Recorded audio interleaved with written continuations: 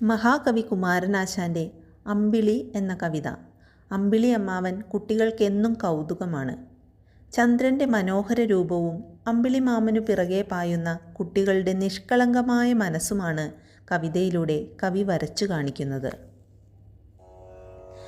തുമ്പപ്പൂവിലും തൂമയെഴും നില വൻപിൽ തൂവിക്കൊണ്ടാകാശവീഥിയിൽ അമ്പിളി പൊങ്ങി നിൽക്കുന്നിതാമര കൊമ്പിന്മേൽ നിന്നു കോലോളം ദൂരത്തിൽ.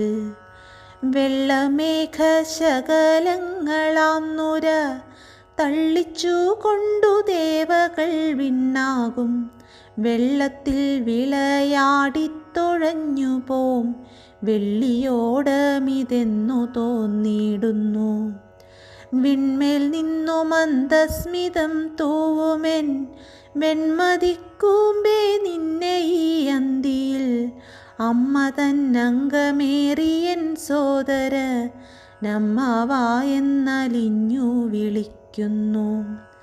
ദേഹശോഭ പോലുള്ളത്തിൽ കൂറുമീ മോഹനാകൃതിക്കുണ്ടിതൻ പിന്നാലെ സ്നേഹമോടും വിളിക്കും വഴി പോരും നാഹ കൊച്ചു വെള്ളാട്ടിൻ കിടാവു പോൽ.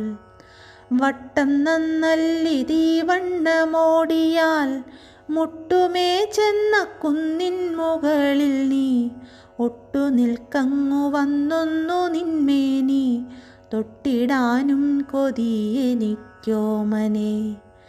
എന്നു കൈപൊക്കിയോടിനാനുന്മുഖൻ കുന്നേറാനൊരു സാഹസി ബാലകൻ ചെന്നു പിന്നിൽ ഗ്രഹപാഠകാലമാ എന്നു ജ്യേഷ്ഠൻ തടഞ്ഞു ഞെട്ടും വരെ.